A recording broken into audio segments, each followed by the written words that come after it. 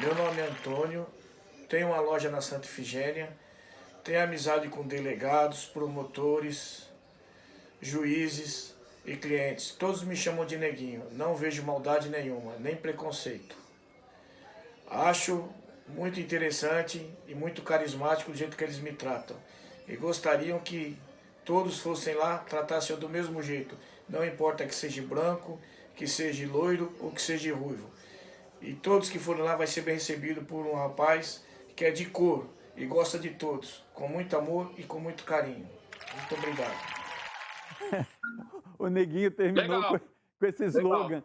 É a melhor loja lá da Santa Efigênia. Antônio, grande abraço para você e sua família, que eu gosto tanto de todos eles, né? Mas assim, a gente deve separar a coisa como, eu concordo com você, Kleber, que é quando é dito de uma forma ofensiva ou faz parte de um contexto, certo?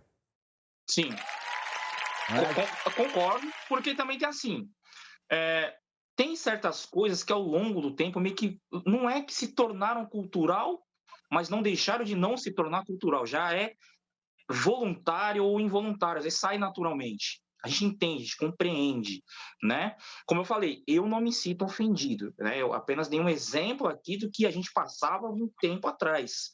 Se fosse nesses tempos atuais agora, seria muito pior com toda essa exposição de mídia que a gente tem. Ô, Alex, você quer complementar sobre isso?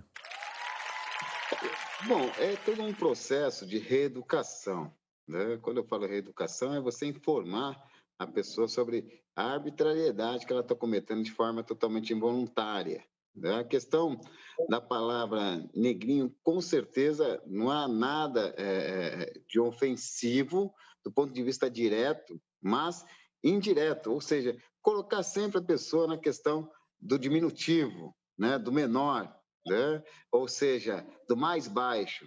E é isso que nós precisamos se contrapor, colocar as pessoas no patamar de igualdade, né? O chamar pelo nome, o chamar pelo apelido, não quer dizer que esteja, de certa forma, colocando a pessoa numa posição de inferioridade. Só que nós precisamos tomar esse cuidado, né, de passar a reproduzir o novo.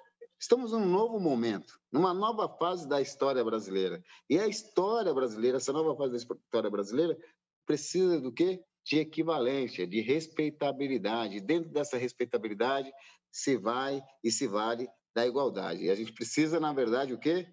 Desse processo de reeducação. Reensinar, né? É reensinar as pessoas no sentido do quê? Chame pelo nome, né? Chame pelo nome, De fato. é melhor. No caso das músicas, né? Como Mulata Assanhada fazendo pirraça, Elza Soares cantando, ô mulata assanhada descendo do morro fazendo pirraça. A música deve ser excluída, porque não tem como ela cantar o afrodescendente assanhada descendo do morro. Não tem como, cá entre nós, Alex. Você é a favor da exclusão dessas músicas ou não? Não, muito pelo contrário. Como eu bem disse, né, a gente tem que levar em consideração a questão histórica, o momento histórico, né? Você mencionou o nome de um autor fabuloso, Monteiro Lobato, né, que muitos classificam ele como hoje, né, um camarada que supostamente foi um racista, que escreveu Emília, o Colocam Sítio ele como um tirano, né? Fato. como um tirano, né? O sítio de Pica-Pau Amarelo, enfim. Agora a gente precisa compreender o contexto da época, o momento que esse camarada escreveu essa história, né? A posição que os negros se encontravam à época, entende? Por isso que nós precisamos, né?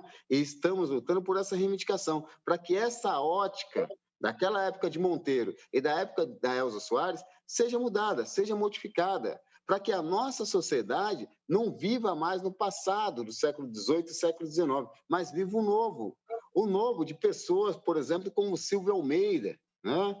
Pós-doutor, professor na USP, Mackenzie, o novo como Djamila Ribeiro, né? Uma das maiores filósofas do país, tendo aí os seus livros, né? Mais comercializados por 3 meses consecutivos. O novo, né? Viver o novo significa, na verdade, é mudar o discurso, né? Viver o novo Construir uma nova significa apresentar. história. Exatamente. Significa apresentar Lázaro Ramos para a nossa sociedade, vários Lázaro Ramos para a nossa sociedade, várias Thaís Isabel Araújo. Pilares para a nossa sociedade, Thaís Araújo para a nossa sociedade. Né? Agora, dentro de uma outra esfera, né? Da esfera religiosa, da esfera intelectual, né? Ou seja, não é mais só na esfera futebolística que o negro hoje tem se destacado. E é isso que a Em gente tem que geral. valorizar. Né? São em diversas áreas, por conta das políticas de ações afirmativas, que os negros têm se sobressaído, como médicos, advogados, juízes e por aí afora. Né? Agora, para uma sociedade evoluída, para uma sociedade moderna, para uma sociedade, né, em que haja respeitabilidade, quando eu falo respeitabilidade, não quer dizer que faz parte do primeiro mundo, do segundo mundo ou do terceiro mundo. Né? Respeitabilidade é algo, como muito bem colocou o Kleber, é questão de educação, vem da base. Né? E quando a gente investe na base, nós temos ou teremos, com certeza, uma sociedade totalmente equilibrada e Bons solidária frutos. Perfeito. em si Muito mesmo. bom. Em si mesmo. Ô Kleber, Muito bom. você é a favor das cotas? Você acha que as cotas corrigem um erro histórico? Bom, raça ou etnia? Meu irmão que está aqui, nós somos irmãos, somos seres humanos.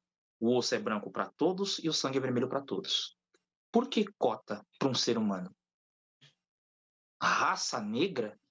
Não. Cor negra, etnia branca, parda, ruiva, não importa. Nós somos a raça humana. Só por isso não se tem que ter cotas, até porque, como eu falo, independente de um homo sapiens, o homem ser considerado um animal racional, ele age tão pior do que um animal irracional.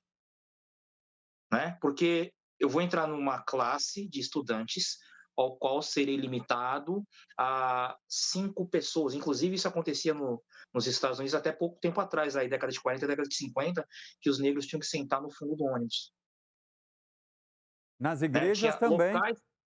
Exatamente, e isso, perfeito, EV, perfeito, né? Por isso que é bom conversar com alguém como você, EV. Você é fantástico, é lúcido no que fala, né? Então, o que acontece? Eu sou totalmente contra, porque nossos filhos têm direitos de estudarem em igualdade. E se a gente vai dando razão e vazão para essa questão de cota, é como o nosso irmão acabou de falar agora. Você não corta esse vício, você vai acostumando isso, vem outra geração, vem com esse costume, vem outra geração, vem com esse costume, e esse problema do racismo nunca vai acabar. Porque é como ele falou, aí você pega, já sai do racismo, aí já vai pro gay, aí já vai pro cara que vive no Nordeste, infelizmente, com uma condição menos favorável, e já vira uma calamidade total. Mesmo a gente se focando aqui em falar dos negros. Mas o racismo, ele não tem que... racismo e indiferença não tem que ter em nenhuma classe social. Nós somos seres humanos, infelizmente, separado pelo poder financeiro, né? Alguns mais bem-sucedidos, outros menos, mas é como eu falo, é um absurdo. Você tem que entrar numa escola ao qual a sua cor, o seu povo, você é um ser humano, só pode ter 3 ou 4 ou 5 da sua cor, que não pode estourar aquilo, que é dominado por uma grande maioria de pessoas brancas. Isso é ridículo. Ainda mais na era que a gente está vivendo. Alex, sobre as cotas, o que você pensa a respeito? Veja ver, primeiro a gente tem que compreender o seguinte, que as políticas de ações afirmativas, elas são paliativas, né? Elas têm um momento de iniciar e um momento de acabar, né? Ou seja, as cotas elas vieram, lógico, para suprir uma demanda, né? Sobretudo no que diz respeito à exclusão dos negros no nosso país, mas ela veio também para suprir espaços estratégicos para que essa realidade posta anterior ao processo da abolição seja modificada, né? Ou seja, haja uma equivalência.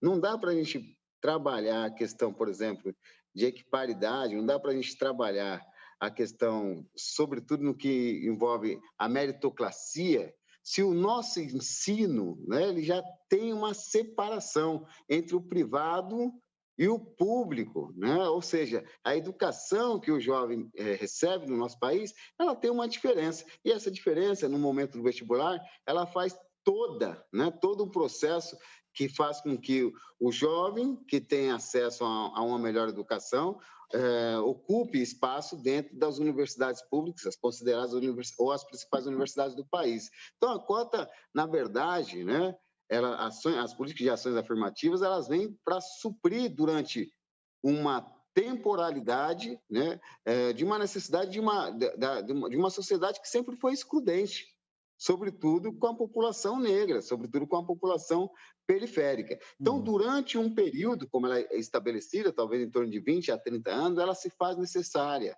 né, no nosso país, né, para que no futuro muito próximo possa ocorrer o que muito bem colocou o Kleber, né, uma equidade na raça humana, uma equidade nessa sociedade, e para que essa sociedade seja vista pelo mundo, né, como a sociedade das oportunidades. Agora, a oportunidade ela é posta quando você disputa em pé de igualdade, né? Isso não quer dizer que o negro tenha menos ou mais capacidade, né? O que eu estou querendo dizer aqui é que a estrutura que está posta para nós nos dias de hoje não dá pé de igualdade para que a gente possa disputar da melhor forma possível uma vaga no mercado de trabalho ou até mesmo através de um concurso público de elite, né?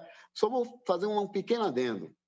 Se a gente for fazer um concurso, aliás, para o Itamaraty, concurso esse que requer ali no mínimo 3 línguas, né, de fluência. O Itamaraty ele reconhece essa dicotomia que existe dentro da nossa sociedade, haja vista a quantidade mínima de embaixadores negros, né, que nós temos nesse grande órgão. Agora, chega a ser vexatório, chega a ser contraditório e, acima de tudo, vergonhoso. Um país miscigenado, né, um país que nasceu da mistura, no seu grau de representatividade internacional, só ter brancos, né? E ter pouquíssimos negros e pouquíssimos indígenas. Então, a política de cotas ela vem para superar esse tipo de dificuldade que ainda existe na nossa sociedade. E só um adendo, não cortando, não só um adendo, tá? O Brasil tem uma dimensão colossal. Ele é um continente. Ele é o único país no planeta que reúne todas as etnias juntas. Então, eu acho que não pode ter uma minoria, escuta bem o que eu estou falando para vocês, predominante, sem que os outros tenham oportunidade. Até pegando o gancho que o nosso irmão acabou de falar. Eu vou pedir agora uma pergunta de cada um, que depois eu vou fazer separado com o Rei, porque ele não consegue acessar o microfone, né? Então eu vou pedir uma pergunta do Kleber, depois uma pergunta do Alex para ele, com relação à Nigéria e os costumes dele lá como rei de um povo, né? Kleber, você. Eu vou fazer uma pergunta bem didática. Como ele lidar com o islamismo, com o Islã no país dele, como predominante? Não tem nada a ver com questão do religioso, a raça, a cor, independente do onde você é. O mundo inteiro está muito preocupado com Covid. Agora, existe alguma raiz, algum povo, praticamente povo africano, que já enfrenta esse tipo de pandemia alguns tempos atrás e que já enfrentar com seriedade, enfrentar com a ciência e a tecnologia de nossos ancestrais. Quais os costumes africanos em relação ao sincretismo religioso, união de religiões? Vocês aceitam que outras religiões convivendo junto? Um dos povos que mais tem tolerância no mundo são o povo africano, porque apesar que ele tem sua própria raiz, sua própria religião, ele admite todas as religiões, principalmente cristianismo e islamismo, que foi trazido para ele. Isso foi nosso povo que aceita outras religiões, que convive com outras religiões, e através dessa aceitação do povo africano que gera esse tal secretismo. Eu gostaria de perguntar para o nosso rei como é dada as questões que envolvem as etnias na Nigéria, isso no primeiro ponto, e se há uma cooperação Brasil-Nigéria em curso, não só do âmbito cultural, mas também no âmbito empresarial, para que a juventude possa estar trocando experiências. Sim, sim, sim. Em busca essa ligação, intercâmbio entre Brasil e África, o próprio Centro Cultural Africano está lutando junto com algumas universidades, onde está colocando algumas crianças para que eles puderem conhecer as culturas africanas através do Lei 10.639, que foi promovido durante algum tempo do presidente Lula, na época, e que agora não foi funcionando muito tempo, mas eu espero que essa nova administração, esse novo governo também trabalhe em cima dessa questão do importância do raças negras no Brasil, porque através desse tipo de lei a gente consegue buscar esse intercâmbio que você acabou de falar, porque quando houve lei que apoia esse tipo de ação, facilita. Então tá bom. Grande abraço para você, fique com Deus e tudo de bom para sua família, para o seu povo. Obrigado. Que Deus abençoe. E o Gabon, um povo com certeza que tem um grande rei. Viu, Ndekulé? Muito obrigado pela sua participação no programa, que era para ser em conjunto, mas por problemas de conexão a gente acabou não conseguindo. Eu deixei uma pergunta no ar no início do programa. Existe punição nas torcidas organizadas, Alex? Essas punições, elas funcionam? Envolvem questões judiciais ou policiais, se forem graves? Veja bem, como eu bem mencionei, primeiro que as torcidas, né, a Anator, que é a Associação Nacional das Torcidas Organizadas no Brasil, ela luta especificamente para que o artigo 39 do Estatuto do Torcedor seja modificado, né? O Estatuto, ele menciona que as instituições, ou seja, as torcidas organizadas, sejam punidas em sua totalidade em caso de arbitrariedade por conta de atitudes ilícitas do seu associado. Nós defendemos ao contrário, nós defendemos que esse associado seja identificado e seja punido ao rigor da lei. Veja, como eu disse, há uma dicotomia absurda dentro da torcida organizada. A torcida, ela combate, né, o racismo com veemência, com energia, né? Toda e qualquer atitude na arquibancada ou fora da arquibancada que envolve o racismo, né, que envolve a xenofobia, né, ela é combatida com um radicalismo absurdo, né? As pessoas literalmente vão para cima de quem comete esse tipo de agressão. Por outro lado, as torcidas, em sua grande minoria, ainda bem, comete, né, o crime de homofobia, né, contra as pessoas, contra os homossexuais, que é algo que a gente está debatendo quanto a Anator, junto às torcidas organizadas. Então, nós defendemos, quanto a Anator, que a torcida ou o torcedor, primeiro, o torcedor seja identificado, seja punido. E se a torcida intensificar, ou seja, incentivar nessa prática nociva, arbitrária, ruim, desumana, que adoece as pessoas, né, que ela seja punida ao rigor da lei. De que forma? Primeiro, que os seus veículos de comunicações sejam suspensos. Segundo, que elas sejam autuadas, né, que os seus responsáveis possam fazer um processo dentro das suas torcidas de reeducação junto ao teu associado, para que possa respeitar, né, essa pessoa, esse cidadão como tal, né, porque não é a posição dela, né, do ponto de vista se é hétero, se é homossexual, se é bissexual, que vai fazer o caráter dela modificar, né? As pessoas, elas têm que ser ali vista, respeitada pelo caráter que ela representa, que ela tem, que ela dispõe, como já bem disse, né, na década de 60, o nosso querido Martin Luther King, né? As pessoas, elas têm que ser respeitadas, não é só pela sua pele, né? Não é só pela questão da sua sexualidade, mas sim pelo seu caráter. Então, nesse sentido, as torcidas, elas estão dando exemplo, né, de combate, né, ao preconceito, ao racismo e todo e qualquer tipo de questão que envolve, né, essa quase que uma patologia, essa doença que aflora muitas das vezes na nossa sociedade. A discussão, o Kleber falou bem sobre isso, e acabou que a gente foi para os comerciais, né, e eu talvez não tenha te dado tanto espaço. E você tem quase que todo o tempo esse contato com a polícia agindo, com a polícia estando presente, né, para manter a ordem, né? E a gente verifica que ainda existe, não adianta a gente tapar o sol com a peneira, ainda existe, como você falou, quando citou o exemplo de estar andando na rua, né, pode estar bem vestido que vai separados já pela cor, né? Então a gente não pode fechar os olhos e falar que isso não acontece no Brasil, porque isso acontece sim, e a gente sabe de casos horríveis, né? Então, como enfrentar isso, como melhorar isso, Alex? Veja, antes da pandemia, eu estava preparando um material para apresentar na Comissão de Direitos Humanos da Câmara dos Deputados. Esse material apresentava violência policial contra o torcedor organizado e não organizado, dentro e fora dos estádios. Como eu bem disse, a torcida é o reflexo da nossa sociedade, ou seja, é povo da periferia. Povo da periferia, em sua maioria, são pretos, né? São pessoas de cor, né? Ou seja, pessoas que são ali fácil de identificação.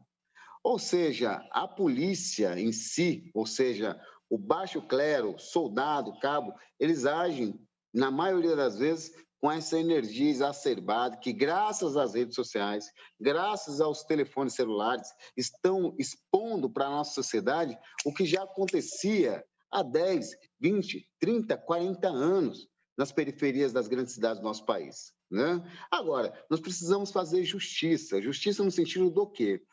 Esse policial, esse indivíduo precisa ser identificado e punido no rigor da lei, né? A instituição, Polícia Militar em si, né? Ela é uma instituição que ela faz o trabalho para a sociedade. São raras exceções dos comandantes, né? Que têm essa cabeça pequena, autoritária, mesquinha, de combate, de racismo, né? De agressão ao povo periférico. Na sua grande maioria, os comandantes ali, no caso, pessoas que pensam na questão da tropa, a estratégia da polícia militar para uma cidade como São Paulo, por exemplo, né? São pessoas que estão abertas ao debate. E são pessoas que estão ali, não só abertas ao debate, mas também, né, abertas a receber, inclusive, né, as nossas insatisfações. Agora, o baixo clero da Polícia Militar é algo a ser não só visto com lupa, né, mas também é algo que precisa de uma reciclagem urgente, emergencial. Esse pessoal que tem ido às ruas, tem ido com a cabeça literalmente radical, né, radical do ponto de vista de punir, de agredir, de pegar o trabalhador, né, e querer ali ceifar a vida desse trabalhador com a própria mão. E isso a gente precisa denunciar. É dessa polícia, né, ou aliás, é desse policial que nós não precisamos, e é esse policial que a sociedade e a Polícia Militar, quanto instituição, precisa expulsar, precisa expurgar, para que nós tenhamos uma polícia que, de fato, sirva à nossa sociedade, conforme manda a nossa Constituição. Olha, o tempo do programa já se esgotou, porque isso merece um outro programa, porque é um assunto que a gente tem a sensação de que não falou tudo, né? Você estava falando aí, eu quero complementar, eu acho que o Kleber quer complementar, embora já tenha também dado exemplo, e aí a gente fala, mas o programa acabou como? Não tem, porque é um assunto inesgotável e que quando a gente começa a mexer, o sangue ferve, a gente fica imaginando as cenas que vêm na cabeça da gente e a gente se emociona, a gente fica com raiva, não é legal ter raiva, mas é o sentimento que vem, né? E a gente vai continuar discutindo isso na live que segue, mas antes eu queria que a gente visse um curto VT, que eu não posso deixar de falar sobre isso, que é o sincretismo religioso, até porque o Kleber Braz está aqui e a gente fez um VT que a gente mostra a escadaria do Bonfim, a lavagem da escadaria, né? Aí a missa que segue com as baianas dentro da missa. Vamos ver também um trecho disso. Sincretismo religioso, racismo, com certeza são temas muito difíceis de se abordar. Fusão de diferentes cultos ou doutrinas religiosas com reinterpretação de seus elementos. Síntese razoavelmente equilibrada de elementos díspares, originários de diferentes visões do mundo ou de doutrinas filosóficas distintas. Afinal, existem vários tipos de significados, junção ou mistura de cultos ou de doutrinas religiosas distintas, atribuindo um novo sentido aos seus elementos. Sincretismo religioso, fusão de filosofias, de ideologias, de sistemas sociais ou de elementos culturais diversos. Sincretismo social. E afinal, o racismo. Como poder abordar? E ao longo da história existiu vários exemplos daqueles que lutaram a favor da causa. Bob Marley, Nelson Mandela, Malcolm X, Martin Luther King e atualmente George Floyd. Floyd acabou sendo, na verdade, um exemplo. Eu não considero ele uma liderança, mas acabou que ele se tornou o personagem de uma luta, né? Um exemplo de uma luta. Eu vou pedir a conclusão sua sobre o sincretismo religioso que existe no Brasil, Kleber, bem rapidamente, porque o tempo já esgotou e a gente vai continuar na live agora após o programa, todos nós aqui. Por favor. Kleber.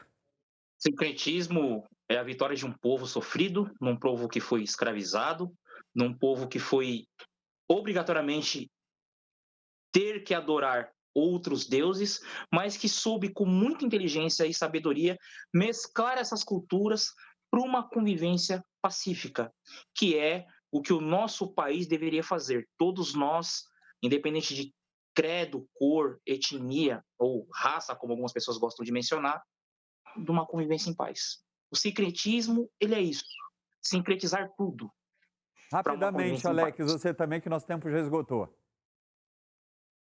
Secretismo é a junção, né? A junção harmônica que um povo heróico, batalhador, encontrou, né, para fazer valer a tua fé de origem. Por isso que se faz tão presente na nossa sociedade e por isso que essa nossa sociedade é tão rica, não só do ponto de vista cultural, mas do ponto de vista religioso.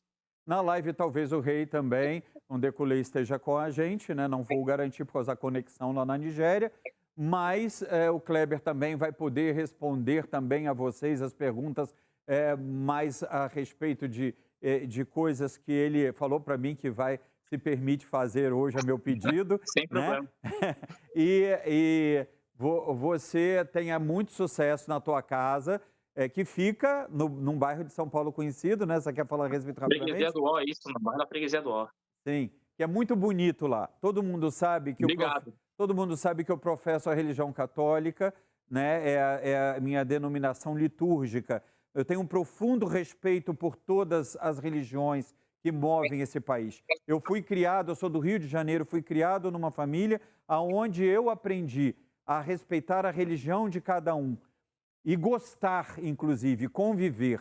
Kleber é um grande amigo, que acabou sendo um amigo que a vida me deu e que me ensinou também a respeitar mais ainda a sua denominação.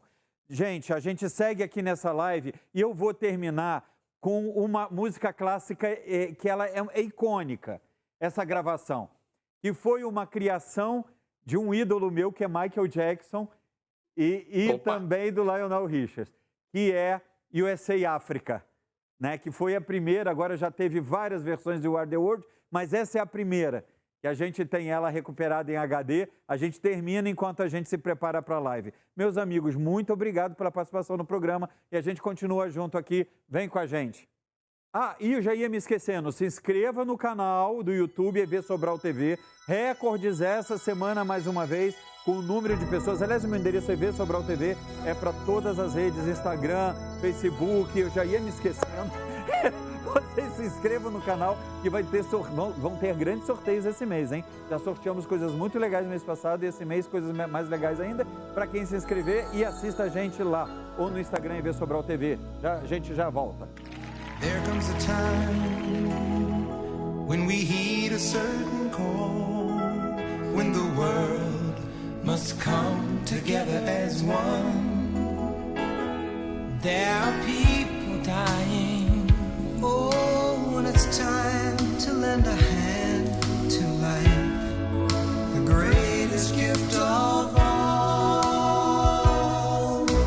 We can't go on pretending day by day that someone somewhere soon make a change. We all a part of God's great big family. And the truth, you know, love is all we need. Beyond the world, beyond the children, beyond the ones who make a brighter day. So let's start giving. There's a choice we're making. We're saving our own lives. It's true, we make a better day. Just you and me.